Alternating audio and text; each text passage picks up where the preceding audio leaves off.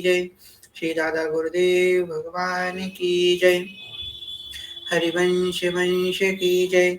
जय जय श्री राधे श्याम। जय जय श्री राधे श्याम। जय जय श्री राधे श्याम।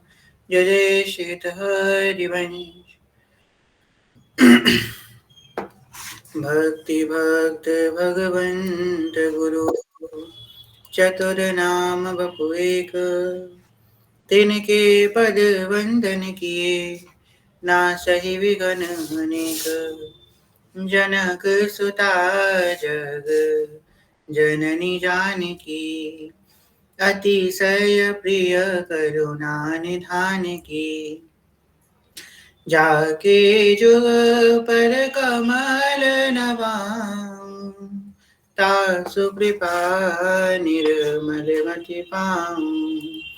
मखेश्वरी प्रियेश्वरी सुरेश्वरी सुरेश्वरी त्रिवेद भारतीश्वरी प्रमाण शासनेश्वरी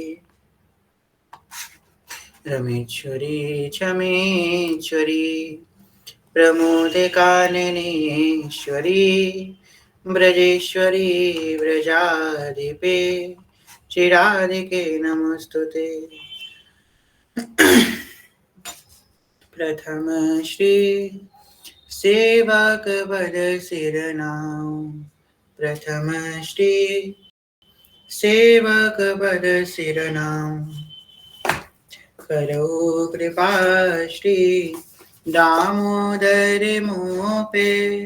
श्री हरिवंश चरण रति पाऊं।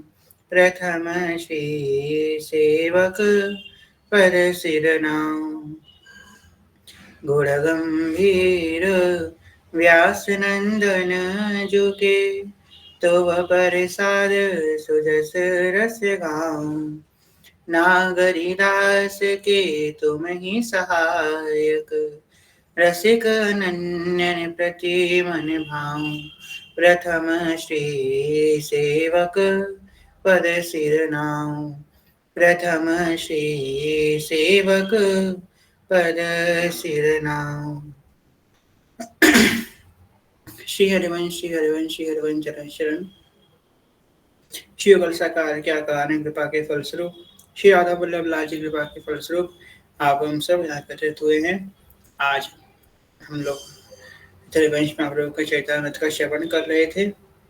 आज आगे की कथा हम लोग श्रवण करेंगे। पहले तो आपसे क्षमा प्रार्थी, आज बहुत लेट हो गए लिंक भेजने में, तो क्षमा कीजिएगा। तो प्रारंभ करते हैं। कल की कथा में हम सब ने श्रवण किया। नरवाहन प्रभु निहार लोचन भरि घोष नार। नख सिक सौंदर्य काम दुख निकंदिनी। बिलसाओ भुज ग्रीव मेली भामिनी सुख सिंधु जेली नभ निकुंज श्याम केली जगत बंदिनी। प्रिया प्रीतम की केली दिखाई महाप्रभु जी ने नरवाहन को शीत नरवाहन बनाया, पतित पावन किया। आज हम लोग देखेंगे कि हरिराम व्यास जी का किस प्रकार मिलन हुआ। राधा देवी सखी जी आप भेज सकती हैं, जिसको भी आप भेजना चाहें आप लिंक भेज सकते हैं। तो क्या हुआ कि जब प्रभु अवतरण लेते हैं तो प्रभु अकेले अवतार नहीं लेते हैं, प्रभु के संग संग उनके निज पार्षद भी संग में अवतरण लेते हैं। तो उसी प्रकार जब हितरवंश महाप्रभु प्रकट हुए श्री प्रिया जी के महल की प्रधान सहचरी, जब हित जी ने प्राकट्य लिया तो संग में ललिता विशाखा सखियों ने भी प्राकट्य लिया। ललिता जी का प्राकट्य हुआ स्वामी श्री हरिदास जी महाराज के रूप में, और विशाखा सखी का प्राकट्य हुआ है श्री हरिराम व्यास जी के रूप में। तो हरिराम व्यास जी कौन है? हरिराम व्यास जी ओरछा के राजा के राजमंत्री हैं, और विद्वत्ता उसका तो कोई तोड़ ही नहीं है, कोई सवाल ही नहीं उठता। इतने विद्वान हैं कि ओरछा का राजा उनकी अपने राज पुरोहित हरिराम व्यास जी की विद्वत्ता पे बड़ा अभिमान रखता है कि इतना विद्वान तो पूरे भारतवर्ष में कोई नहीं होगा। अनेकों जगह, अनेकों स्थानों पे जा जाकर अपनी विद्वत्ता को प्रतिष्ठित किया, बड़े बड़े लोगों को शास्त्रार्थ में हराया, वाद विवादों में उन्होंने महारत हासिल किया। एक बार हरिराम व्यास जी ने सोचा कि जब हम लोग देखें पूरे ब्रह्मांड में, पूरे भारतवर्ष में सबसे ज्यादा विद्वान लोग कहाँ पे उपस्थित हैं, तो सबसे ज्यादा विद्वान ज्ञान की नगरी बोला गया है बनारस को, काशी को ज्ञान की नगरी बोला गया है। तो सबसे ज्यादा विद्वान लोग तो काशी में ही होंगे। ये बात का विचार करके हरिराम व्यास जी काशी की तरफ बढ़े शास्त्रार्थ करने के हेतु। काशी की तरफ बढ़े तो वहां के लोगों को जब पता चला कि हरिराम व्यास जी आने वाले हैं, काशी के जो विद्वान थे, पंडित पंडा थे, उनको पता चला हरिराम व्यास जी आने वाले हैं। और किस हेतु से आने वाले हैं? वो शास्त्रार्थ करने के लिए आने वाले हैं, और वो शास्त्रार्थ करेंगे तो काशी का हर एक पुरोहित उनसे हार जाएगा शास्त्रार्थ में। और काशी का जो ज्ञान नगरी का जो टाइटल है, काशी जो ज्ञान नगरी के नाम से विख्यात है, वो खत्म हो जाएगी, उसकी महत्वता खंडित हो जाएगी। ये बात सोच के वहां के जो पंडित पुरोहित थे सब शिव जी के शरण में गए। बोले बाबा, ये काशी नगरी आपकी नगरी है, अब इसकी लाज आप ही को रखनी है। तो हरिराम व्यास जी आए, काशी में प्रवेश किया। एक बूढ़े पुरोहित थे, बूढ़े पुरोहित का रूप धर के, बूढ़े ब्राह्मण का रूप धर के शिव जी हरिराम व्यास जी के पास गए। हरिराम व्यास जी से बोले कि कहाँ आप काहे के लिए यहाँ पे आए हैं? तो बोले मैं शास्त्रार्थ करने के लिए आया हूँ, मैंने सुना है काशी के लोग बड़े विद्वान हैं, उनको मैं शास्त्रार्थ में हरा करके अपनी विद्वत्ता एक पूरे विश्व ब्रह्मांड में स्थापित करूंगा। तो वो बूढ़े ब्राह्मण के रूप में शिव जी से बोले, क्या विश्वनाथ भगवान का एक बार दर्शन तो कर लीजिए, फिर आप जाइएगा शास्त्रार्थ करने। बोले हाँ बिल्कुल उचित बात है, विश्वनाथ भगवान का दर्शन कर लेते हैं। दर्शन करते करते रास्ते में बूढ़ा ब्राह्मण बोला, चलिए हम दर्शन करवा देते हैं। अब शिव जी खुद दर्शन कराने के लिए घर गए हैं। अब शिव जी ने रास्ते में पूछा कि मैं आपसे कुछ प्रश्न पूछना चाहता हूँ, यद्यपि मेरे अंदर कोई ज्ञान तो है नहीं, मैं आपसे ज्ञान में बहुत छोटा हूँ, बड़ा अधम हूँ, अल्प बुद्धि का हूँ, आप बहुत विद्वान हैं, मैं आपसे कुछ प्रश्न पूछना चाहता हूँ। बोले क्या प्रश्न है? तो बोले मेरा पहला प्रश्न है कि अज्ञानता का कारण क्या है? तो अज्ञानता का कारण बोले कि अपने स्वरूप का विस्मरण ही अज्ञानता का कारण है। कई मेरे पास पहले शुरुआत के समय बहुत प्रश्न आते थे, अभी तो खैर श्री जी कृपा से प्रश्न नहीं आता है। ये आते थे कि हम अपने स्वरूप को कब पहचानेंगे, हम कब मुक्त होंगे, कब हमारी मुक्ति होगी, कब हमारी मोक्ष होगा। तो सबका हमने एक स्वर में ही श्री जी कृपा से आंसर किया कि मुक्त हम तब होंगे जब अपने आप को पहचान जाएंगे, हम अपने स्वरूप को जान जाएंगे, उसी समय हम मुक्त हो जाएंगे। अपने आप को जानना है, भगवान को जानने की आवश्यकता ही नहीं है। आप बस अपने आप को जान जाओगे तो भगवान को अपने आप जान जाओगे। क्यों? क्योंकि आप ही तो भगवान के अंश हो। जब हम एक अंश को जान जाएंगे तो अंश तक हम अपने आप पहुंच जाएंगे। जैसे एक डीएनए की स्टडी करते हैं ना, तो डीएनए के एक पार्टिकल, एक छोटे से हिस्से को हम स्टडी कर ले तो पूरे डीएनए के बारे में पता लग जाता है। ऐसे ही हम अगर अपने स्वरूप को जान जाएंगे तो भगवान को अपने आप जानेंगे। हम पहले ये जान जाए हमारा स्वरूप क्या है, एक हित धर्मी का स्वरूप क्या है कि अहम राधिका दासी अस्थि, हम श्री जी की दासी हैं, हम किशोरी जी की दासी हैं, उनकी सहचरी हैं, उनकी किंकरी हैं। यही हमारी स्वरूप है। हम बस इस स्वरूप को जाएंगे, जान जाएंगे, उसी से हमारा मोक्ष हो जाएगा, उसी से हम जो है सर्वभाव को प्राप्त हो जाएंगे। हरिराम व्यास जी से दूसरा प्रश्न पूछा कि आपने बोल दिया कि अज्ञान मुक्ति कब होगी, अज्ञानता का कारण क्या है। दूसरा प्रश्न मेरा ये है कि हार जीत क्या एक साधक को कभी इफेक्ट करती है? क्या हार जीत का प्रभाव किसी साधक के जीवन में कुछ होता है?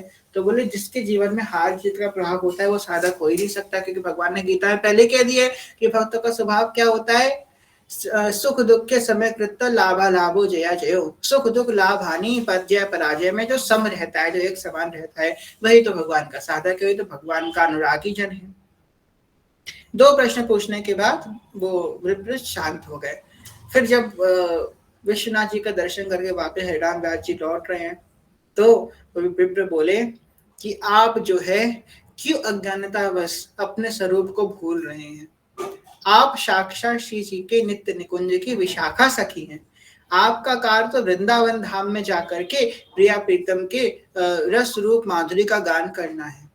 आप कीजिए, आप क्यों इन सब चीजों में पड़ रहे हैं कि हमको अपना अपना विद्वत्ता को स्थापित करना, ये करना वो करना। आप श्री जी की सहचनिया विशाखा सखी है। ये कहने के बाद हरिराम व्यास जी समझ गए कि ये मेरे स्वरूप को जान गए हैं, मतलब सामान्य व्यक्ति तो हो नहीं सकते हैं। तो बोले, उनके चरणों में गिर पड़े और बोले आपने स्वरूप में आइए। तो प्रभु प्रकट हो गए। कर्पूर्ण गौरम करुणावतारम संसार सारम भुजगेंद्रहारम सदा वसंतम हृदयारविंदे भवम भवानी सहितम नमामि। शाम सदाशिव गौरी सहित वहां प्रकट हो गए, उनको दर्शन दिए। जिसके बाद हरिराम व्यास जी वापस ओरछा चले गए बिना साक्षात करे हुए, और ये मन में ठान ली अब हमको प्रिया प्रीतम का भजन करना है। अब तो मैं प्रिया प्रीतम का ही भजन करूंगा। हरि हम कब होंगे ब्रजवासी, हरि हम कब होंगे ब्रजवासी, कब मिली है वो सखी सहचरी हरिवंशी हरिदासी, कब मिली है वो सखी सहचरी हरिवंशी हरिदासी, हरि हम कब होंगे ब्रजवासी, हरि हम कब होंगे ब्रजवासी। ऐसे ही ओरछा वापस जाकर के राजपुरोहित का कार्य संभालने लगे। एक बार ओरछा नगरी के में नदी के तट पे आकर के वृंदावन के एक साधु विराजमान हुए, और कहीं से हरिराम व्यास जी को ये बात पता लग गई कि वृंदावन से कोई साधु आए हैं। अब साधु आए तो दर्शन करने तो अवश्य जाना चाहिए। शास्त्र में तो यहाँ तक लिखा है कि अगर कोई व्यक्ति को पता लग जाए कि भाई कहीं पे कथा हो रही है, और पता लगने के बाद भी वो जानबूझ के कथा में नहीं जा रहा है, अगर कोई परेशानी है तो बात अलग है, पर अगर वो जानबूझ कथा में नहीं जा रहा है तो अगले जन्म में सांप बनना पड़ता है। सांप अगर जानबूझ के वो कथा में नहीं जा रहा, उसे पता है कथा हो रही है, फिर भी वो धूर्ततावश नहीं जा रहा कि मैं नहीं जाऊंगा, मुझे श्रद्धा नहीं है, तो वो सांप बनता है। तो हरिराम व्यास जी ने सोचा कि संत आए, उनके दर्शन करने तो जरूर जाएंगे, और संतों से जाने मिलने की विनम्रता होती है। जाकर के उनसे एकदम प्रश्न करना प्रारंभ नहीं कर दिए, उनकी कुटिया के पास धीमे धीमे गए, अपने ऐश्वर्य को त्याग करके सामान्य वेश धारण करके हरिराम व्यास जी नवलदास जी महाराज जो हरिवंश के शिष्य है, नवलदास जी विराजमान थे ओरछा के तट पे, गए और देखा कि उनकी कुटिया के बाहर शांति से बैठे हैं, वो भजन कर रहे हैं। कह रहे हैं जय शीत हरिवंश लाल ललना मिले, यो सिरावत मोर।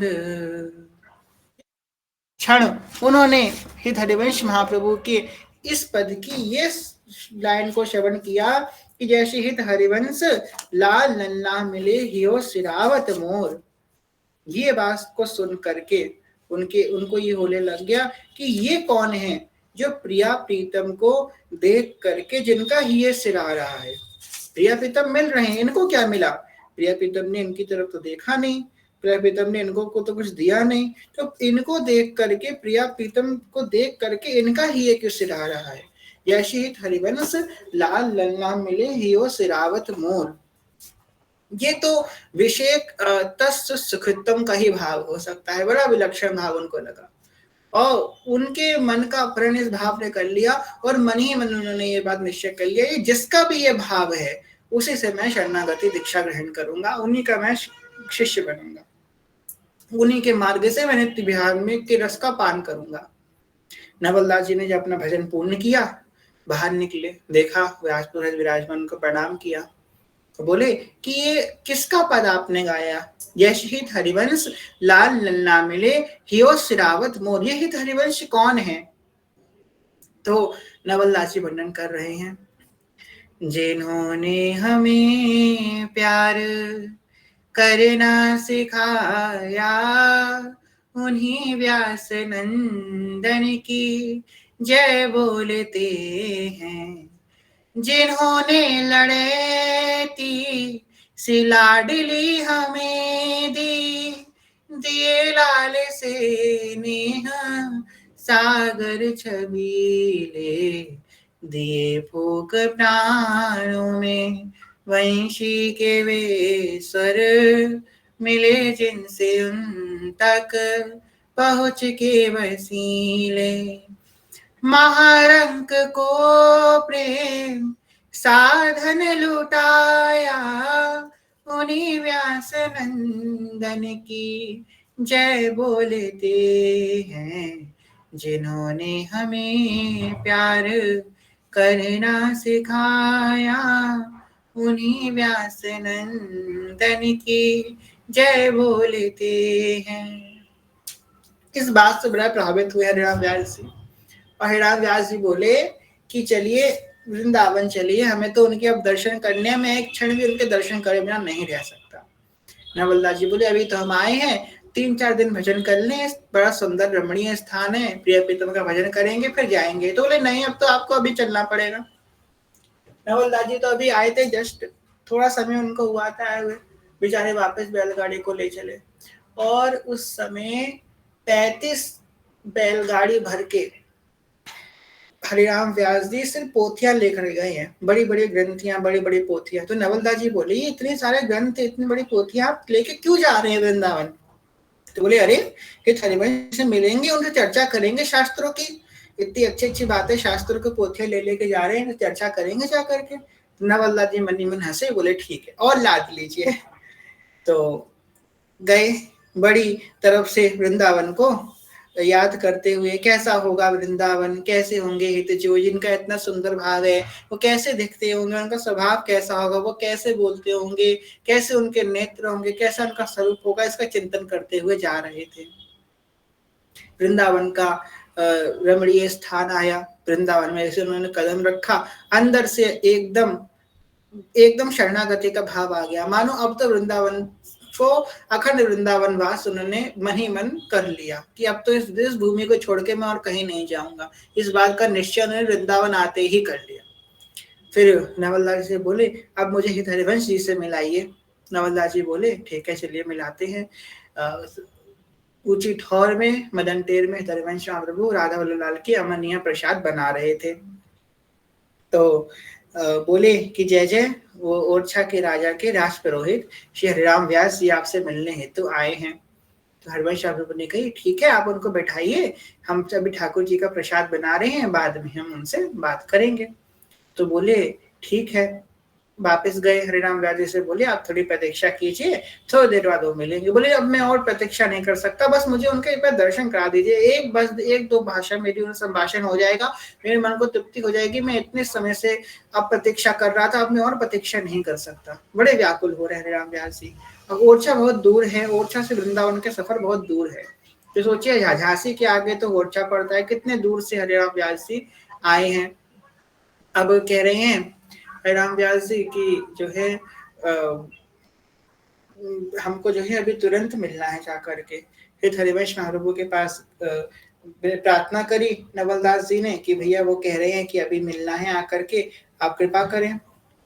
तो महाप्रभु जी बोले ठीक है उनको ले आइए। अब उसी रसोई में फिर हरिवंश महाप्रभु विराजमान है, ठाकुर जी की प्रसादी बना रहे हैं और वहीं पे हरिराम व्यास जी कोने में आकर के बैठ गए। जैसे हरिराम व्यास जी अंदर आए, हित जू के स्वरूप को देख करके उनका सारा ज्ञान विज्ञान धरा का धरा रह गया। और हित जू को देखते ही अभी कुछ बोला नहीं है, मन ही मन निश्चय कर लिया कि वो 35 की 35 पोथी यमुना जी में विसर्जन कर देंगे। अब देखते ही समझ गए कि अब इनसे बोलने की कुछ आवश्यकता नहीं है, हम उनको पूरी पोथी यमुना जी में विसर्जन कर देनी है। फिर जो है वहां पे बैठे, बोलना चाहता आरंभ किया। बोले जी बताइए। और महाप्रभु जी ने जो कढ़ाई पे प्रसाद बनाए थे वो कढ़ाई को चूल्हे से उतार करके जमीन पे रख दिया। तो नवलदास जी बोले, अरे अरे आपने सेवा क्यों विक्षेप कर दिया, आप मुझसे बात कर रहे हैं। तो बोले, मैं आपसे बात कर रहा हूँ ना, इसलिए कढ़ाई नीचे उतार दी। तो बोले, आप बात भी करते रहिए और संग में श्री जी का प्रसाद भी बना लीजिए। तो बोले, नहीं, एक समय एक ही कार्य हो सकता है, या तो मैं श्री जी का प्रसाद बना सकता हूँ या तो मैं आपसे बात कर सकता हूँ। इतना सुंदर भाव है तन्मय प्रभु का, उस भाव को हम सोच भी लें तो भी हम पावन हो जाएं। हरिराम व्यास जी और प्रभावित हो गए। थोड़ी चर्चा हुई प्रिया प्रीतम की, उसके बाद बाहर निकले। अब हरिराम व्यास जी ने सबसे पहले काम एक किया, सारी पोथी को फाड़ फाड़ के यमुना जी में विसर्जन किया। नवललाल जी बोले, और ले आते आप पोथी, 2-3 पोथी, चर्चा कर ली पोथियों की, जरूरत ही नहीं पड़ी। महाप्रभु जी के सामने कोई ज्ञान विज्ञान धरा रह गया, क्योंकि प्रियादास जी ने ऐसे ही नहीं कही, विधि और निषेध छेद डारे प्राण प्यारे ही है, जिए निज दासनी से दिन वही गाही है। देखो, जब कोई व्यक्ति जिसका स्वभाव बड़ा दृढ़ होता है, वो सब गलत बात नहीं कर सकते। अब कोई व्यक्ति है जो बड़ा सात्विक व्यक्ति है, जो कभी कोई नशा नहीं करता, कोई कुकर्म नहीं करता, उस व्यक्ति से कुकर्मी जो होगा वो उसके सामने कुकर्म की बातें करने में उसके अंदर डर होगा, वो उसके कुकर्म की बातें कर ही नहीं पाएगा। जो व्यक्ति खुद गलत काम नहीं करता, उस व्यक्ति से कोई गलत काम करने वाला भी गलत काम की बातें नहीं कर पाएगा, उसके मन में भय उत्पन्न होगा।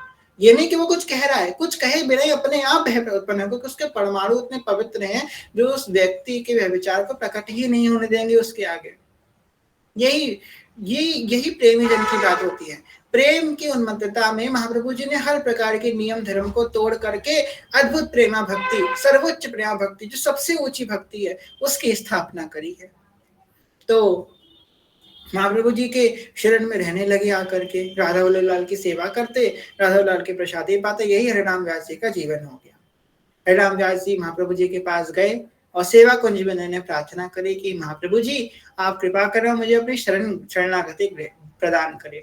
तो महाराज प्रभु ने हरिराम व्यास जी को शरणागत मंत्र दिया, निज मंत्र दिया, और उनको राधा वल्लभी वैष्णवी दीक्षा दे करके हित हरिराम व्यास जी बना दिया। बोलिए श्री हरिराम व्यास जी महाराज की जय। तो आज से वो हरिराम व्यास जी श्री हित हरिराम व्यास जी हो गए। इसके बाद जो है हरिराम व्यास जी वृंदावन धाम में रहने लग गए। ओरछा के राजा ने सोचा, गए होंगे 2-3 महीने के लिए, अभी आ जाएंगे। अब वृंदावन से उनको इतना प्रेम हो गया हरिराम व्यास जी की वाणी। आप में से किसी व्यक्ति ने व्यास वाणी का स्वाध्याय किया है? अपना हैंड रेज कीजिए। हरिराम व्यास जी की अलग से वाणी, उसका नाम है व्यास वाणी।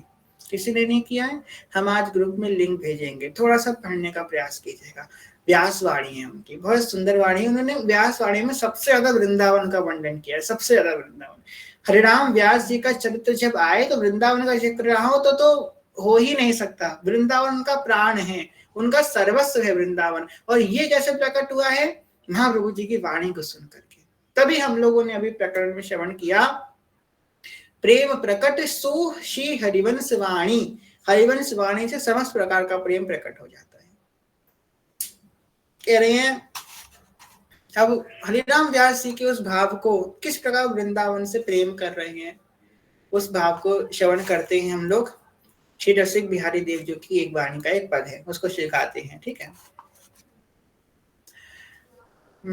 भाग बड़ो वृंदावन पायो, भाग बड़ो वृंदावन पायो, जारज को सुर नर मुनि वंचिता, विधि शंकर सिर नायो। ओ यारज को सुर नर मुनि वंचित, विधि शंकर सिर नायो। बहुत कजुग यारज बिनु बीते, जन्म जन्म डहकायो, भाग बड़ो वृंदावन पायो। सौरज अब कृपा कर दीनी, अभय निशान बजायो। ओ आई मिला परिवार आपने, हरि हसी कंठ लगायो। ओ भाग बड़ो वृंदावन पायो। श्यामा श्याम जो विहरत दो, सखी समाज मिलायो। हाँ सोग संताप करो मेल को, दाव भलो बनियायो। ओ भाग बड़ो वृंदावन पायो। श्री रसिक बिहारी की गति पाई धनी धनी, धनी धनी लोक कहायो। ओ भाग बड़ो वृंदावन पायो। हरिराम व्यास जी ने अनन्य श्री वृंदावन धाम का वास स्वीकार किया। ओरछा के राजा बार बार पत्र भेजता, हरिराम व्यास जी आइए आइए आइए। पत्र को बार शुरू में तो पत्र का प्रति उत्तर दिया भी, फिर धीमे धीमे पत्र लेते यमुना जी में फेंक देते। अरे नहीं सुनना, क्या करेंगे पत्र को सुन करके। ओरछा का राजा बड़े परेशान हो गया, भाई हमारे राजपुरोहित जी चले गए हैं। ओरछा के राजा ने सोचा कि हम जो है ब्राह्मणों को भेजते हैं, ब्राह्मणों की बात वो नहीं टाल पाएंगे।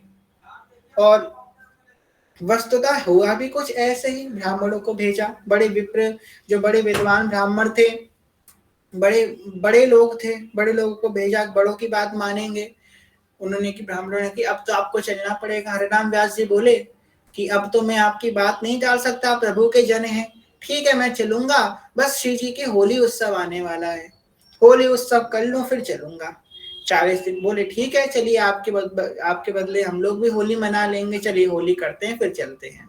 राजा को पत्र भेजा गया कि भाई होली के बाद हरिराम व्यास जी आ रहे हैं। राजा बड़ा प्रसन्न हो गया, चलो होली तक प्रतीक्षा और कर लेंगे, इतने समय प्रतीक्षा कर ली। होली बीती, बोले अब चले।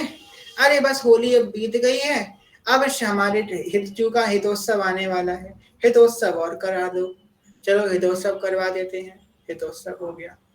अब अरे बस श्री जी का झूलन पड़ने वाला है, बड़ी सुंदर घटाएं छाएंगी श्री जी की, झूलन देखा लो, झूलन दिखा लेते हैं। अब तो भैया लाल जी का प्राकट होने वाला है, अब तो जा ही नहीं सकते। लाल जी का तो प्यारी जी का प्राकट होने वाला है, प्यारी जी का प्राकट नहीं छोड़ सकते। चलो अब महामहिम कार्तिक मास में तुम वृंदावन से दूर लेकर के जाओगे, चलो कार्तिक मास। अब तो शरद पूर्णिमा आने वाली है, शरद पूर्णिमा, दीपावली और कराए दो, दीपावली। ऐसे कर करके पूरे साल उन्होंने वापस से होली पे आ गए। ब्राह्मणों ने कही अरे आप तो टाल टाल के कितने साल हमको यहीं बैठा लोगे, अब तो आपको चलना ही पड़ेगा, अभी तुरंत बोझा बिस्तर उठाओ और चलो, अब नहीं हम रुकेंगे, आपने बड़ा हमको समय लगा दिया, अब तो आपको तुरंत अभी ही चलना पड़ेगा। हरिराम व्यास जी बड़े दुखी मन से श्री जुगल किशोर जी को गले लगा करके बोले, प्रभु आप मुझे अपने से दूर कर रहे हो ना, मैं आपके लायक नहीं हूं ना, तो आप मेरा मुंह देखना नहीं चाहते तो अपने से दूर फेंक रहे हो, भगा रहे हो अपने पास से, मेरा मुंह देखना नहीं चाहते ना, इतना बुरा हूं मैं, तो अब मेरी तरफ मत देखो, मैं आपको अपना मुंह कभी नहीं दिखाऊंगा, पर मुझे रज से दूर मत करो प्रभु, मैं आपको अपना मुंह कभी नहीं दिखाऊंगा, आपके सामने भी नहीं आऊंगा, बस मुझे रज से दूर मत करो। और कह करके अपने सब बोरिया बिस्तर बांध करके चल दिए ब्राह्मणों के संग। ब्राह्मण से बोले भैया बस मेरी एक प्रार्थना है। बोले नहीं कोई प्रार्थना नहीं। बोले भैया सुन लो, बस एक प्रार्थना है। तो बताओ, एक बार मैं अपने श्री राधा वल्लभ का और दर्शन कर लूं, बस एक बार श्री राधा वल्लभ जी का दर्शन कर लूं, फिर मैं अपने प्रीतम का दर्शन करके चला जाऊंगा। व्यास जी कह रहे हैं, व्यास जी की वाणी में है कि जब राधा वल्लभ कृपा करी तो मिले श्री हरिवंश, और जब श्री हरिवंश कृपा करे तो छूटे व्यास के फंद। जब महाप्रभु जी ने कृपा करे तो व्यास जी के सब फंद छूट गए। तो राधा वल्लभ जी का दर्शन करने जा रहे थे। अब राधा वल्लभ जी का दर्शन करने के लिए पहुंचे, ऊंचे ठौर मदन टेर। देखा कि राधा वल्लभ लाल के तो पट बंद हो चुके हैं, राजभोग आरती हो गई, पट बंद हो गए। बोले अब तो मैं इतना बड़ा भागी हूँ कि सच में प्रभु मुझे अपना चेहरा नहीं देखना चाहते। ठीक है प्रभु, जैसी आपकी इच्छा। जोई जोई प्यारो करे सोई मोही भावे, भावे मोही जोई सोई, सोई करे प्यारे। तो देखा कि राधा वल्लभ जी की उचित तौर से एक भिल्लनी जाति की स्त्री अपने हाथ में राधा वल्लभ जी की कढ़ी की पकौड़ी प्रसाद लेकर के आ रही है। कढ़ी और चावल, उस कढ़ी में 2 पकौड़ी रखी है, दोनों में कढ़ी चावल मिक्स करके लेकर के निकल रही है। तो बोले, उस स्त्री से बोले, राधे श्याम मैया, राधे श्याम, क्या ये राधा वल्लभ जी के प्रसादी है? तो बोले हो ये राधा वल्लभ जी के प्रसादी है। उसके हाथ से जो दोने में कढ़ी चावल था, एक पकौड़ी को उठाया, अपने मुख में रख लिया। बोले श्री राधा वल्लभ लाल की जय। और एकादशी का दिन था, उस दिन एकादशी का दिन था। हाँ, और व्यास जी ने बोल दिया, कोटि कोटि एकादशी महाप्रसाद को अंश, व्यास ही यह प्रतीत है जिनके गुरु हरिवंश। कोटि कोटि एकादशी महाप्रसाद को अंश, महाप्रसाद के एक अंश से कोटि कोटि एकादशियों का फल स्वतः ही प्राप्त हो जाएगा। व्यास ही यह प्रतीत है, व्यास तो यही रीत को मानता है जिनके गुरु हरिवंश, जिनके गुरु हरिवंश हैं उनके लिए यही रीत है कि वो एकादशी को महाप्रसाद का सेवन करें। अब जो कर्मकांडी ब्राह्मण थे, उन्होंने तो ऐसा विलाप करना प्रारंभ किया, हे भगवान, व्यास तो भ्रष्ट हो गए, एकादशी को अन्न पा लिया, वो भी एक भिल्लनी जाति की स्त्री के हाथ से अन्न पा लिया। व्यास ने तो अपने धर्मतत्व को नष्ट कर दिया। व्यास जी, आप तो भ्रष्ट हो गए हो, अब तो आप समाज में बैठने लायक नहीं हो, राजा की मति मारी गई है जो आपको बुलाना चाह रहा है। और सारे ब्राह्मण जो हैं व्यास जी को वहीं छोड़ करके वापस मुड़ करके ओरछा की तरफ भाग गए। व्यास जी ने पद लिखा, एक कचौड़ी सॉरी एक पकौड़ी जग छूटे हो। एक पकौड़ी ने उनका जग जंजाल छुटा दिया। बोलो राधा वल्लभ लाल के महाप्रसाद की जय। तो राधा वल्लभ लाल के महाप्रसाद की एक पकौड़ी ने व्यास जी के इतना बड़ा कार्य सिद्ध कर दिया। अब व्यास जी निशंक होकर के वृंदावन धाम का वास करने लगे। ब्राह्मणों जाकर के ओरछा के राजा को बताया, अरे तुम मती मारी गई है, क्यों तुम व्यास जी के पीछे बावड़े पड़े हो? व्यास जी तो भ्रष्ट हो गए हैं, उल्टे सीधे आचरण करे, वृंदावन में जाके बोरा गए हैं, व्यास जी की मती मारी गई है, उल्टे सीधे बातें कही। ओरछा के राजा समझ गया कि व्यास जी तो रसिक हो गए, अब तो उनको जरूर लेके आना पड़ेगा यहाँ पे। अब तो ये रसिक हो गए हैं, अब तो इनका हृदय रसिक हो गया है, अब तो यहाँ पे आएंगे, मेरा देश पावन हो जाएगा, अब तो मुझे लाना पड़ेगा। तो ओरछा के राजा ने सोचा, अब मैं खुद जाऊंगा, खुद जाकर के उनको लेकर के आऊंगा। ओरछा का राजा पहुंचा तो मंत्री भी साथ में आया। मंत्री बोला कि आप जाओगे व्यास जी के पास, तो व्यास जी तो आपके साथ चलने से रहे, उनके गुरु के पास जाओ। तो बोले उनके गुरु कौन है? उनके गुरु हित हरिवंश महाप्रभु। वो कहाँ मिलेंगे? वो तो सेवा कुंज में विराजमान मिलेंगे। तो दोपहर का समय ओरछा का राजा हित हरिवंश महाप्रभु के पास गया, उनको प्रणाम किया और बोला, जय जय, जो हरिराम व्यास जी हैं हमारे राज पुरोहित हैं, वो अपने राजपाट को छोड़ करके यहाँ पे निवास कर रहे हैं, वृंदावन धाम में निवास कर रहे हैं, और हम बार बार उनको बुलाने का प्रयास कर रहे हैं, पर कुछ ना कुछ कारणवश वो आ नहीं पा रहे हैं। अब एक रसिक यहाँ पे रह करके भजन करेगा तो वो सिर्फ अपने आप को पावन करेगा, पर जब वो रसिक दूसरी जगह जाएगा तो जो जो उसका संग करेगा हर कोई पावन हो जाएगा। तो इस उद्देश्य से कि मेरा पूरा देश पावन हो जाए, मेरा पूरा देश वृंदावन में ही हो जाए, इस तरह आप कृपा कीजिए, और ऐसी कृपा कीजिए कि हरिराम व्यास जी हमारे संग चल पड़े। महाप्रभु जी तो सब सोहित निष्काम मति के प्रेरणा रखने वाले हैं। महाप्रभु जी ने कही, ठीक है, जैसी आपकी इच्छा है तैसे ही होगा। आज जब हरिराम व्यास जी मेरे पास आएंगे तो मैं उनको आज्ञा दे दूंगा कि हरिराम व्यास जी आपके संग चले जाएं। ये बात सुन करके नवलदास जी ने सुन लिया सेवा कुंज की लताओं पताओं से कि आज शाम को जब हरिराम व्यास जी दर्शन करने आएंगे तो महाप्रभु जी उनको आज्ञा कर देंगे कि वो चले जाएं।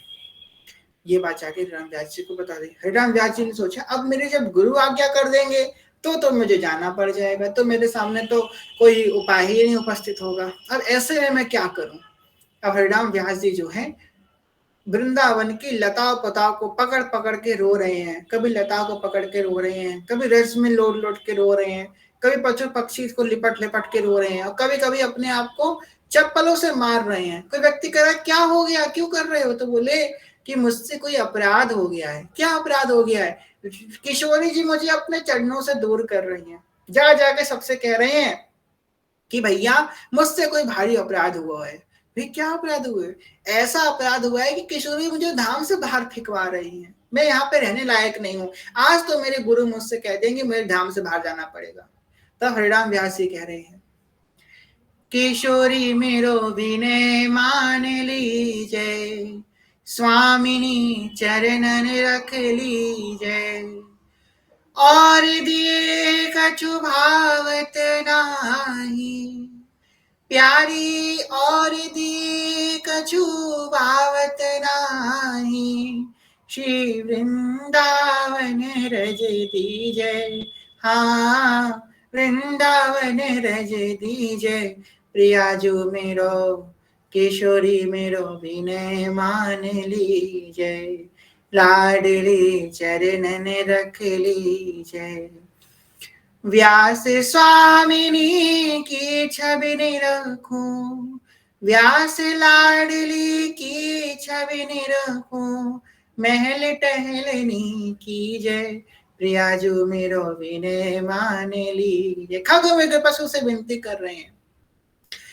खग मृग पशु पंछी यावन के, चरण शरण रख लीजय, किशोरी मेरो विनय मान लीजय। एक एक चींटी से जाके विनय कर रहे हैं, एक एक शुका के पास जाकर के, कुक्कुर के पास जाकर के, वहां की बिल्ली के पास, चूहे के पास, सबसे विनय कर रहे हैं, हे खग, हे मृग, हे पशु पक्षी, आप मुझे अपनी शरण में रख लीजिए, मुझे अपनी शरणागति दे दीजिए, मुझे वृंदावन रख लीजिए। हरिराम व्यास जी ऐसे ऐसे सूरज ढल रहा है, हरिराम व्यास जी का संताप बढ़ता जा रहा है। हरिराम व्यास जी ने क्या किया, गधे पे बैठ गए, अपने मुख पे काली पोत ली और जूतों की माला पहन करके कहाँ जा रहे हैं? सेवा कुंज की तरफ जा रहे हैं। जब महाप्रभु जी को पता चला कि हरिराम व्यास जी का ऐसा हाल हो गया है कि अपने मुख पे काली पोत के जूतों की माला पहन के गधे पे सवार होकर के आ रहे हैं मेरे पास, महाप्रभु जी ने ऐलान कर दिया कि नवलदास जी जाओ वृंदावन में ऐलान कर दो कि महाप्रभु आज से, हित हरिवंश महाप्रभु ये ऐलान करते हैं कि आज से हरिराम व्यास जी का अखंड वृंदावन वास हो जाएगा। उसी क्षण से हरिराम व्यास जी का अखंड वृंदावन वास हो गया। भाग बड़ो वृंदावन पायो, भाग बड़ो वृंदावन पायो, श्री गिरिराज वास में पाऊं, ब्रज तज वैकुंठ न जाऊं, बिचरू मैं लता पतन में, गिरिराज तलहती बन में, राधा कुंड गोवर्धन में, आन्योर जति पुरा जन में, कुंडन में करू स्नान, करूं जल पान, पर्यो रज में, दीजो प्रभु बारंबार जन्म मोहि ब्रज में, गाड़ी में सामान प्रभु तेरो लाद लाद के लाऊं, ब्रज तज वैकुंठ न जाऊं, ऐसी कृपा करो श्री राधे, दीजो वृंदावन को वास, वृंदावन को वास, स्वामिनी श्री चरणन को वास, वृंदावन को वास, दीजो निज में को वास, ऐसी कृपा करो श्री राधे, दीजो वृंदावन को वास, रोज सुबह यमुना जी जाऊं, रोज सुबह यमुना जी जाऊं, ब्रजवासिन के टुकड़ो पाऊं, ब्रजवासिन के टुकड़ो पाऊं, गहवर वन परिक्रमा लगाऊं, गहवर वन परिक्रमा लगाऊं, दान कुटी और मान कुटी में देखो हास विलास, सेवा कुंज और निधिवन जी में देखो रास विलास, ऐसी कृपा करो श्री राधे, दीजो वृंदावन को वास, ऐसी कृपा करो श्री श्यामा, दीजो वृंदावन को वास। आज भोली सखी की वाणी का पद पढ़ रहे थे, उसमें भोली सखी कह रही हैं, श्री किशोरी जी क्या कह रही हैं, देखो ध्रुवदास जी ने कही है कि जिनको वृंदा विपिन है, कृपा तिन्हीं की होए, वृंदावन में तब ही तो रह न पाइए सोए, जिनको वृंदावन विपिन है, कृपा तिन्हीं की होए, जिनका वृंदावन है उन्हीं वही कृपा करेंगे, तभी आप वृंदावन में रह सकते हो। भोली सखी की वाणी में किशोरी जी कह रही हैं, हम धन जे धनी ये ही दातार हैं, अति उदार रिजवार खुले दरबार हैं, हम दो धन और जे धनी हैं, प्रिया जी कह रही हैं लाल जी, और हम ये धन हैं, और हमारे धन से धनी कौन है, ये सजनी धनी है, अति उदार रिजवार खुले दरबार है, और खुला है इनका दरबार, कभी नहीं बंद होता है, इनका दरबार खुला है और हम बट रहे हैं इनके दरबार में, बस इनकी पास जाकर के हमें ले आओ, बस बट रहे हैं हम साफ साफ इनके दरबार में जाकर के, बस इनकी शरणागति से सारे कार्य सिद्ध हो सकते हैं। आज जब हरिराम व्यास जी जब शरणागत हुए महाप्रभु जी के, तो महाप्रभु जी वृंदावन को अखंड निवास करवा दिया, महाप्रभु जी ने वृंदावन बसाया है, ये वृंदावन किसका बसाया हुआ है, हरिवंश का बसाया हुआ है वृंदावन, उनकी कृपा होगी तभी हम वृंदावन में वास कर पाएंगे, इस बात को याद रखिएगा। तो ये था हरिराम व्यास जी का चरित्र, खैर चरित्र तो बहुत लंबा है, तो एक और ब्राह्मण की कथा आती है, कैसे उसका उद्धार हुआ, अनेक कथा आती है, तो संकुचित भाव से करेंगे, चरित्र तो बहुत विशाल है, अभी तो हम लोगों ने भक्तमाल में प्रवेश ही नहीं किया है, भक्तमाल में प्रवेश करने के बाद 2-3 दिन चले जाएंगे, समय की उपलब्धि कम है, तो अब हम लोग प्रवेश करते हैं श्री विट्ठल दास जी के चरित्र में, जो महाप्रभु जी के अत्यंत लाडले दुलारे शिष्य हुए।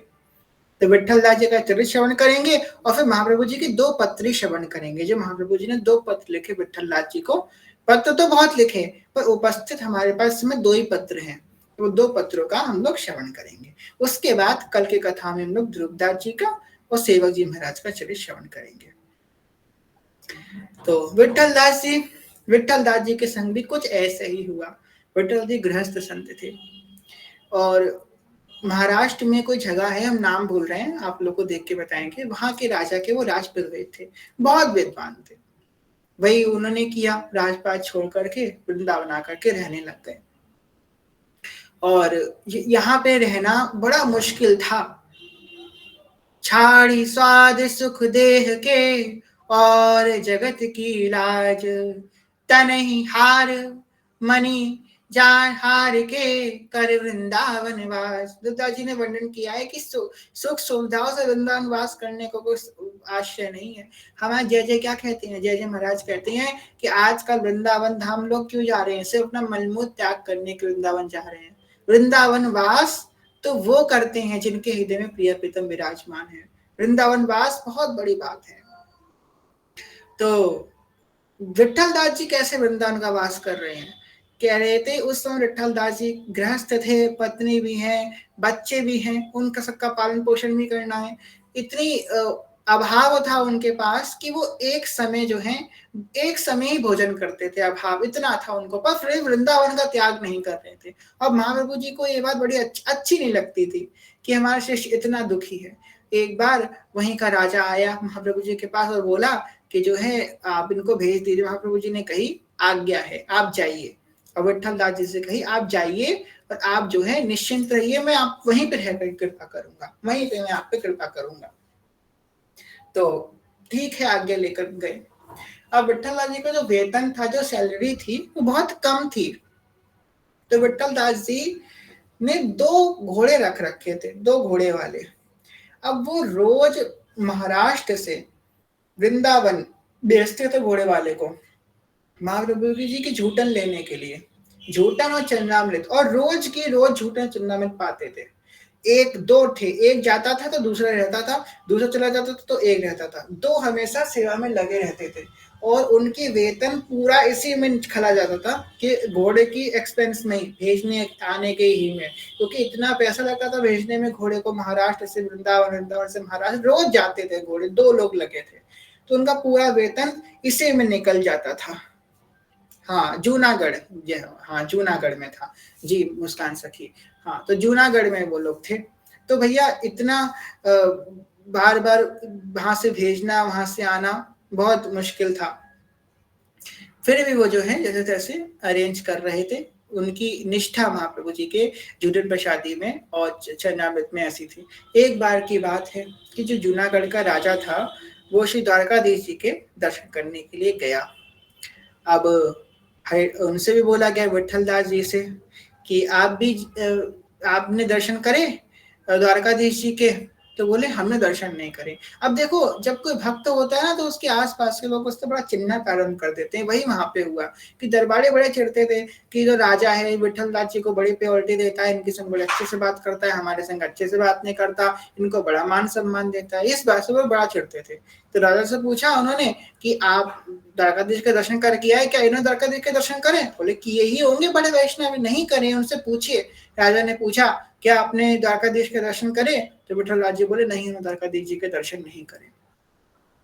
तो राजा को बड़ा आक्रोश आया कि आपने द्वारकाधीश जी के दर्शन नहीं करे, वो तो हमारे परम इष्ट हैं, हमारे द्वारका नाथ हैं, वो आपने उनके दर्शन क्यों नहीं करे? तो विठल दास जी बोले मुझे आवश्यकता नहीं है। रे मन वृंदावे पे निहार, यद्यपि मिले लोक चिंतामणि, तदपि न हाथ पसार, विपिन सीमा के बाहर, हरिहु को न निहार। रे मन वृंदावे पे निहार, रे मन वृंदावे पे निहार। कही कि अगर श्री कृष्ण वृंदावन की सीमा के बाहर खड़े हैं तो मैं उन श्री कृष्ण को जानता ही नहीं हूँ। मैं तो, मेरे लिए तो बस वही भगवान है जो वृंदावन की सीमा के अंदर है। ये बात सुन करके राजा को बहुत बुरा लगा कि आप वृंदावन की सीमा के बाहर क्या कर रहे हैं, अगर आपको वृंदावन के ही ठाकुर आपके सेवक हैं। तो बोले मैं तो नित्य वृंदावन में हूँ, यहाँ पे रहते हुए मैं वृंदावन में हूँ। तो विठल दास राजा बोले दिखाइए कहाँ है वृंदावन में। विठल जाने देखते ही देखते वहां पे प्रिया प्रीतम को नित्य विहार समस्त वृंदावन धाम को उस रास सभा में सैकड़ों लोगों के आगे संपूर्ण वृंदावन धाम को प्रकट कर दिया। देख सखी धापी अकेली, देख सखी धापी अकेली, ये दौ खोर किरक गिरिगार, विहरत कुंवर कंठ भुज मेली, देख सखी राधा पिय अकेली। ये बात जब महाप्रभु जी को पता चली तो महाप्रभु जी को बड़ा आक्रोश हुआ। फिर उन्होंने पत्र लिखा, वो दूसरा पत्र है। उससे पहला जो पत्री है जो हमको प्राप्त होती है, ये पत्री तब की है जब विठल दास जी नए नए जूनागढ़ गए हुए थे। महाप्रभु जी ने पहला पत्र लिखा तो महाप्रभु जी के वचन है। पहला पत्र महाप्रभु जी कह रहे हैं, श्री सकल गुण संपन्न रस रीति बढ़ावन चिरंजीव, मेरे प्राण के प्राण विठल दास, जोग लिखतम श्री वृंदावन रजोप सेवी, श्री हरिवंश जोड़ी सुमरन बंचनो।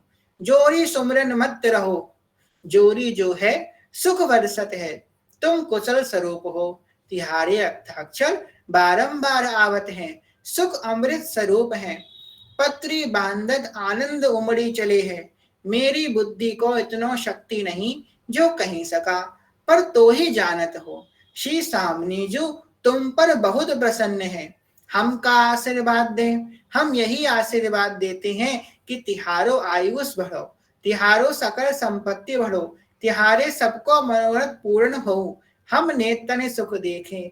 हमारी भेंट यही है।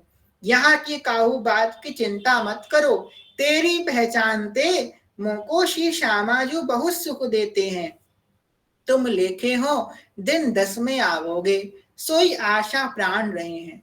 श्री श्यामाजू बेगी ले आवे, चिरंजीव कृष्णदास को जोड़ी प्रसन्न है। श्याम बंदनी बिहार चंदन लेनो, श्री कृष्णदास मनोहारी को जोड़ी सुमरन बंचन।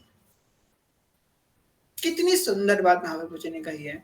और पत्री की ये जो 2 पत्री हमको उपलब्ध है ना, ये पत्री महाप्रभु जी की स्पष्ट वाणी है, बात कर रहे हैं महाप्रभु जी। और इस पत्री की व्याख्या करके हम लोग धूर्तता कर रहे हैं, तो अनुभव का विषय है, पर इसकी व्याख्या के सिवा हमारे पास और कोई मार्ग भी तो नहीं है, तो यही कर सकते हैं। प्रभु जी कह रहे हैं, श्री सकल सुख संपन्न रस रीति भ्रावन चिरंजीव मेरे प्राण के प्राण विठल दास। अपने शिष्य विठल दास जी को कह रहे हैं, तुम मेरे प्राणों के प्राण हो। इतना प्रेम अपने शिष्य से कर रहे हैं।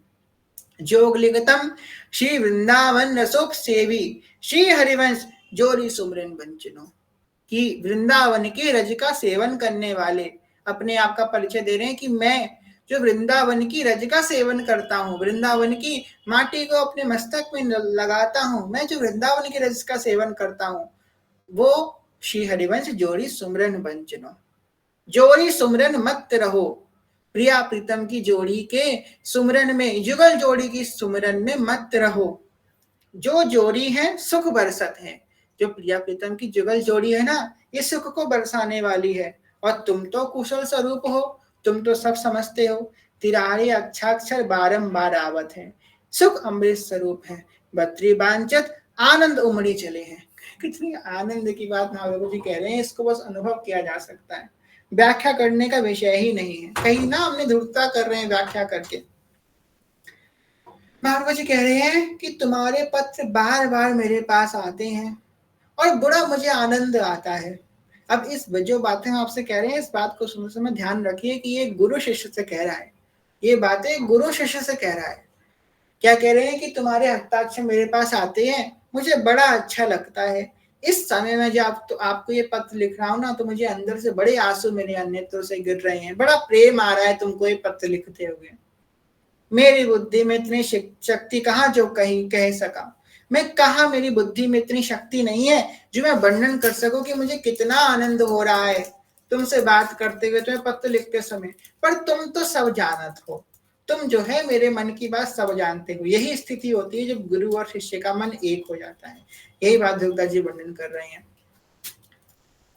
एक वैसे स्वभाव एक सहज जोरी, स्वभाव एक सहज जोरी सोहिनी, एक डोरी प्रेम की ध्रुव बंधे मोहन मोहिनी। मैं और तो ही सब जानत हो, तुम सब जानने वाले हो विठल दास। सी सामने जो तुम पर बहुत प्रसन्न है। अब सोचो हमारे गुरुदेव भगवान हमसे ये बात कहें तो हम लोग 7वें नहीं 7000वें आसमान में पहुंच जाएंगे कि श्री जी तुम तो बहुत प्रसन्न हैं। महाप्रभु जी कह रहे हैं विठल दास जी से कि श्री श्यामाजू तुम पर बहुत प्रसन्न है, हम कहाँ आशीर्वाद दें, हम तुमको क्या आशीर्वाद दें जब सामने जो है तुम भी इतने प्रसन्न हैं। हम तो बस यही आशीर्वाद देते हैं कि तुम्हारो आयुष बढ़े, तिहारी सकल संपत्ति बढ़े। सकल संपत्ति क्या है विठल दास जी की? प्रिया प्रियतम, तिहारो मन को मनोरथ पूर्ण हो, आपके मन में जो कुछ अभिलाषाएं वो पूर्ण हो। और एक बात बड़ी सुंदर कह रहे हैं, और हम नेतन सुख देखें, और हम तुमको खुश होते हुए देखें, ये हमारी इच्छा है कि तुम खुश रहो और तुमको हंसते हुए हम देखें। यही महाप्रभु जी की इच्छा है कि तुम्हारे सारे मनोरथ पूर्ण हो, हम तुमको हंसते हुए खिलखिलाते हुए बस देखते रहें। यही गुरु चाहता है। गुरु यही चाहता है कि वो अपने शिष्य को प्रसन्न देखे, और हर वो चेष्टा करता है अपने शिष्य को प्रसन्न देखने के लिए। हमारी भेंट यही है। यहाँ की कहू बात की चिंता मत करो, विठल दास मेरी चिंता मत करना कि होंगे कैसे नहीं, चिंता मत करो, तिहारी पहचानते श्री जी मोह को बहुत सुख देवे। अद्भुत है, अद्भुत, अनिर्वचनीय बात प्रभु जी ने कही है कि तुम मेरे शिष्य हो, इस बात से श्री जी मुझे सुख देती हैं कि तुम अच्छा, तुम विठल दास जी गुरु हो, जय हो जय हो, इसलिए बात में श्री जी मुझे सुख देती हैं। इतनी दैन्यता है महाप्रभु जी के अंदर, इतनी दैन्यता।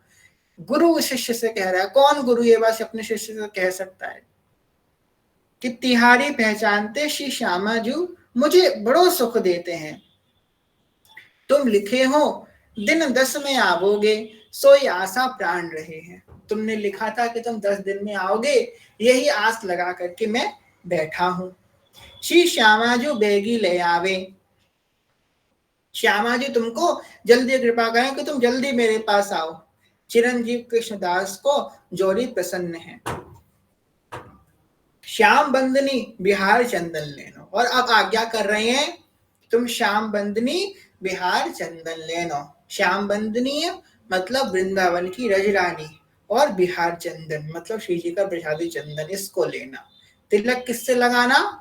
तिलक लगाने की आज्ञा महाप्रभु जी दे रहे हैं, रज से तिलक लगाना या तो श्री जी के प्रसादी चंदन से तिलक लगाना, इसकी आज्ञा से जो दे रहे हैं। श्री कृष्णदासी मनोहारी को जोरी सुमरन बंचनो, गोविंद दास संत दास को दंडवत, गांगू मैदा को कृष्ण सुमरन बंचनो, कृष्णदास मोहन दास को कृष्ण सुमरन, रंगा को दंडोत, बनमाले धर्मशाला को कृष्ण सुमरन बंचनो। ये सबके नाम हैं जो वहां पे इस समय उपस्थित हैं। अब दूसरा पत्री, अब ये दूसरा पत्री बहुत विशेष है। ये दूसरा पत्री महाप्रभु जी विठल दास जी को नहीं लिख रहे हैं, दूसरा पत्र उन्होंने श्री जी को लिखा है।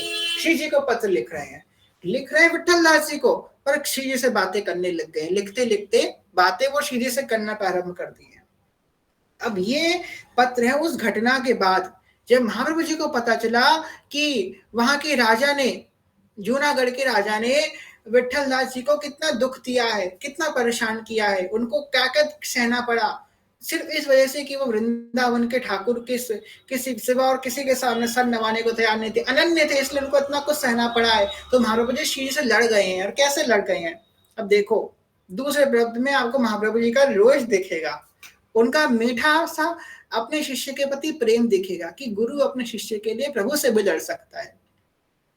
कह रहे हैं श्री विश्वानंदिनी जयती, जोग लिखतम श्री हरिवंश, विठल दास के कोटि कोटि अपराध मैं खेवी आगले पीछले। कह रहे हैं श्री विश्वानंदिनी जयती, जय हो विश्वानंदिनी की, और मैं ये बात लिख के ऐलान करता हूं कि विठल दास के जितने अपराध हैं आगले और पाछले वो मैं अपने ऊपर लेता हूं, मैं से हूंगा। इतने हमारे समर्थ गुरु हैं कि पिछले अपराध तो होते ही हैं, अगले अपराध भी, दीक्षा से पहले जो अपराध थे वो तो माफ करेंगे ही, और दीक्षा के बाद वाले अपराध भी अपने ऊपर लेते हैं। ये हमारे गुरु हैं। मेरे गुरु हरिवंश दयाल, मन रखियो अपने चरणन में, श्री राधा वल्लभ लाल, गोपाल तन रखियो श्री वृंदावन में। श्री विठल दास के कोटि कोटि अपराध मैं खेवी आगले पिछले, मैं अपने शिष्य के संग खड़ा हूं श्री जी, उसको कोई अहित नहीं कर सकता। ये है गुरु का प्रभाव, गुरु अपने शिष्य के संग खड़ा है। इस संसार में किसी की सामर्थ्य नहीं है, भगवतिक शक्ति की भी सामर्थ्य नहीं है कि गुरु अपने शिष्य का एक बाल बागा कर सके जब तक उसके अंदर उसके संग उसका गुरु खड़ा है। महाप्रभु जी ने इस बात की मिसाल दी है कि गुरु खड़ा है शिष्य के संग। आगे कह रहे हैं विठल दास मेरे प्राण हैं, विठल दास मुझे प्राणों से भी अधिक प्रिय हैं, जो शास्त्र मर्यादा सत्य है और गुरु महिमा ऐसे ही सत्य है। तो ब्रजनव तरुणी कदम चूड़ा मरीषि राधे, तिहारी स्थापे गुरु मार्ग, विषय अविश्वासी अज्ञानी को होते है, ताते या मर्यादा राखनो। श्री जी से कह रहे हैं हे स्वामिनी जू, विठल दास मुझे अत्यंत प्रिय है और वो मेरे शिष्य हैं, मैं उनका गुरु हूँ, गुरु मर्यादा है, शास्त्र मर्यादा है, इसलिए वो मुझे अत्यंत प्यारे हैं। स्वामिनी जू तिहारो स्थापे गुरु मार्ग है। ये जो गुरु मार्ग है, ये संप्रदाय है, ये आपके द्वारा स्थापना किया गया है स्वामिनी जी। ब्रज नवतरुणी कदम्ब चूड़ामणि श्री राधे। आप इस बात का ध्यान रखना कि जो अज्ञानी जन अविश्वास पूर्वक आपके इस मार्ग में अविश्वास रखते हैं, आपके इस मार्ग की आलोचना करते हैं, उसकी मर्यादा आपको रखनी है स्वामिनी जी। आपका स्थापा गुरु मार्ग है, मैंने इस मार्ग को स्थापित नहीं किया, आपका मार्ग स्थापा हुआ मार्ग है स्वामी जी, आपको इसकी मर्यादा रखनी है। तुम दो सफल आनंद बरसो, विठल दास को रहो सींचनो।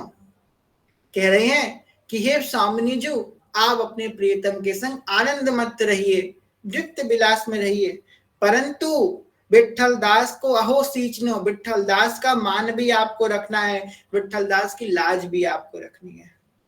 इस प्रकार महाप्रभु जी विठल दास जी को पत्र लिख रहे हैं, और पत्र लिखते लिखते कब वो सामने से बात करने लग गए। अपने विठल दास जी अब मेरे शिष्य हैं, विठल दास मेरे प्राण हैं, ये बात महाप्रभु जी लिख रहे हैं। ये व्याख्या नहीं हो सकती। दो पत्र हमने जो आपको बताई, इसकी व्याख्या नहीं, इसका तो अनुभव हो सकता है। आप लोग जाइएगा, केली कुंज ऐप में लिखी है, इसको श्रवण कीजिएगा। महाप्रभु जी कितना प्रेम अपने शिष्य के लिए वर्णन कर रहे हैं। जो गुरु ने ये कह दिया कि विठल दास तिहारे पहचान से श्री जी मोह को सुख देवे, फिर कह रहे हैं कि विठल दास को कोटि अपराध मैं खेवी अगले पिछले, मैं उसके अपराधों को पोषण करूंगा। विठल दास तुम निश्चिंत रहो, तुम दोनों आनंद करो प्रिया प्रीतम, पर विठल दास को आओ सींचना। विठल दास की मर्यादा भी आपको रखनी पड़ेगी। गुरु अपने शिष्य के लिए लड़ सकता है, भगवान से भी लड़ सकता है कि प्रभु कल्याण कैसे नहीं करोगे, कल्याण करना पड़ेगा, ये मेरे प्राण हैं जी, आपने मेरा कल्याण किया तो इसका भी कल्याण करना ही पड़ेगा, एक एक शिष्य को। तो बड़ी कृपा है हम लोगों पे, जैसे समर्थ गुरु की शरण में हम लोग चले गए हैं, बस उनकी आज्ञा पे चलें और वो हमको श्री जी तक अवश्य पहुंचा देंगे, हितजू तक अवश्य पहुंचा देंगे। कहते हैं कि जब गुरु इस ब्रह्मांड में सबसे कठिन जो काम है वो है किसी को भगवान के चरणों में लगाना, सबसे कठिन काम है किसी को शरणागति देना। एक गुरु बनना सबसे कठिन काम है इस संसार का। क्यों? क्योंकि फिर पूरे शिष्य का ठेका उसके ऊपर आ जाता है।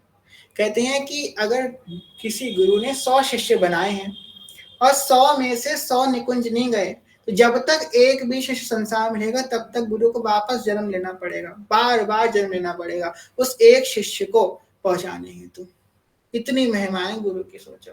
जब तक सारे 100 के 100 शिष्य निकुंज नहीं पहुंच जाएंगे तब तक बार बार उनको आना पड़ेगा उस एक शिष्य के लिए। सोचो, ये है महिमा गुरु की। अब बस श्री जी के कैसी दाव लग गया, कैसा पासा पलट गया, हम गुरु जी के पास पहुंच गए, बस अब उनकी शरण में पहुंच गए, अब तो हमारा कल्याण निश्चित है बस।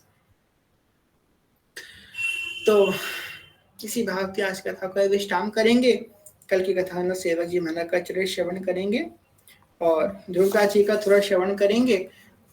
तो आज की कथा को विश्राम करते हैं। कहने सुनने को भूल चूक क्षमा करेगा, और सभी से प्रेम में ज्ञान में भक्ति बहुत छोटे हैं, कोई भूल चूक क्षमा कर सभी को प्रणाम। भांजकल्पतरुवृक्ष कृपा सिन्धुभ्यः च पतितानां पावनेभ्यो वैष्णवेभ्यो नमो नमः। जय जय श्री निमित्त निकुंज विराशी श्री राधा वल्लभ लाल की जय। महाप्रभु श्री धर्मचंद्र जी महाराज की जय। श्री सेवक जी महाराज की जय। समस्त सहचरी वृंद की जय। श्री वृंदावन धाम की जय। श्री यमुना रस रानी की जय। समस्त संत भक्तन की जय। श्री सदगुरुदेव भगवान की जय। दादा गुरुदेव भगवान की जय। जय जय श्री राधे श्याम। जय जय श्री राधे श्याम। जय जय श्री राधे श्याम। जय जय श्री हरिवंश। जय श्री हरिवंश चरण शरण। श्री हरिवंश चरण शरण। श्री हरिवंश चरण शरण। जय जय श्री हरिवंश। आज हमारे भगवत पाद श्री आदि गुरु जगत गुरु श्री रामानुजाचार्य भगवान का प्राकट उत्सव है। तो आप सभी को श्री रामानुजाचार्य भगवान के प्राकट महामहोत्सव की अनंत आनंद हित में मंगल बधाई हो। और कल देखिए हम एक बात सोच रहे थे कि ये जो मास है, वैशाख का महीना कितना पुनीत है। यमुना जी का प्राकट्य भी इसी महीने में हुआ है, वल्लभाचार्य जी का प्राकट्य भी इसी मंथ में हुआ है। सूरदास जी का प्राकट्य भी इसी मंत्र में हुआ है, शंकराचार्य जी का प्राकट्य भी इसी मंत्र में हुआ है, रामानुजाचार्य जी का प्राकट्य भी इसी मंत्र में हुआ है, सीता माता का प्राकट्य भी इसी मंत्र में हुआ है, और श्री हरिवंश महाप्रभु का प्राकट्य भी इसी मंत्र में हुआ है, और अंत में श्री राधा रमन लाल जी का प्राकट्य भी इसी मंत्र में हुआ है। कितनी कृपा है इस महीने की, ये माधव मास कितना पुनीत है कि इस महीने में बड़े बड़े भगवत पाक, बड़े बड़े आचार्य, बड़े बड़े भक्त भगवान ने इस महीने में जन्म लिया है। बड़ी कृपा है इस मास की। तो कल जो है हम लोग सेवक जी का चरित्र श्रवण करेंगे और ध्रुवदास जी की चर्चा थोड़ी सी करेंगे, सेवक वाणी जी की चर्चा करेंगे, फिर हम लोगों को उस पद की भी चर्चा करनी है। कौन सा पद? वही भोरी सखी का 336 नंबर का पद। मुस्कान डांगर सखी ने उस दिन कही थी ना उस पद की, तो आज हमने उनसे पूछा था। अब हो ललिता आज बधाई जो गायती लड़ाइए, आवहु ललिता आज बधाई जो गाई है, मेरे प्राणन के प्राण लड़े ती लड़ाइए। आवहु साज समाज सखी सब सोहिनी, बलि बलि प्रीतम लो मुरलिया मोहिनी, यह मो जीवन मोरी सखी हित रूपिणी, सकल सार सौ सार आधार स्वरूपिणी, यह मोखियन ज्योति हृदय संपुट मणि, सुख संपत्ति सर्वस्व हमारे धन धनी, ये है वंशी लेत अधर पिय स्वाद को, धुनि है शुद्धि मम पैठी करते उन्माद को। तो बड़ा आनंद आएगा। और एक बात आज पढ़ी थी बड़ी सुंदर कि जब कोई हरिवंश नाम लेता है तो प्रिया प्रीतम भागते हुए उसके पास जाते हैं कि अरे अरे इसने हरिवंश नाम लिया है, भागो भागो जाओ इसके पास, सुनो जा करके इसकी क्या कह रहा है। अब प्रिया जी तो लहंगा धारण करी हैं, चोली धारण करी हैं, आभूषण धारण करी हैं भारी भारी, धीमे धीमे चंचल मृग नैनी गजगामिनी पिकव्ययी नवपाल अति सुंदर मृदुहासिनी चंचल नैन विशाल, मृग के समान धीमे धीमे मटक मटक के प्यारी जो जाती हैं। ठाकुर जी कैसे जाते हैं? ठाकुर जी तो एकदम भगते हैं, भगते। ठाकुर जी कहते हैं अरे दाढ़ी को मैं धोती भी नहीं पहनूंगा, ऐसी भाग जाऊंगा लंगोटी बांध के, जाने हरिवंश नाम लियो मैं ऐसी भाग जाऊंगा, धोती भी पहनने को समय नहीं लेते ठाकुर जी, लंगोट बांध के फुसक से भागते हैं, रास्ते में बांध बांध के निकलते, एक समय का वेट नहीं होना चाहिए, भागो जल्दी इसके पास। धोती पहनने का समय भी उनको भारी लगता है जब कोई हरिवंश नाम ले लेता है, इतनी जल्दी भाग के जाते हैं उस व्यक्ति के पास।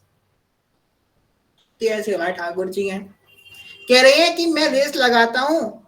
भोरी सखी के वर्णन आ रहा है कि ठाकुर जी कह रहे हैं मैं प्यारी जू से पहले वहां पे दिखूंगा, जब कोई हरिवंश नाम बोलेगा तो प्यारी जू से पहले मैं वहां पे खड़ा मिलूंगा। प्यारी जू कहती है अरे भैया रुक जाओ, मैं आ रही हूँ धीमे धीमे, अरे तुम आती रहना, मैं जा रहा हूँ भग के, तुम पीछे पीछे आओ सखियन सहित, मैं भग के जा रहा हूँ आगे। अरे भैया शर्ट तो पहन के जाओ, नहीं नहीं मैं ऐसे ही भाग रहा हूँ। तो लाल जो ऐसे भगते हैं जब कोई हरिवंश नाम लेता है। हम धनी ये धनी यही दातार है, अति उदार रिजवार खुले दरबार है, अति उदार रिजवार खुले दरबार है, हम दो तन मन प्राण एक ही जानी है, और दोन के प्राण व्यास सुत मानी है, और दोन के प्राण व्यास सुत मानी है। दोनों के प्राण व्यास नंदन है। तो इस भाषा की कथा को विश्राम करते हैं, बहुत लेट हो गया, श्री जी को शयन करवाएंगे। जय जय श्री हरिवंश।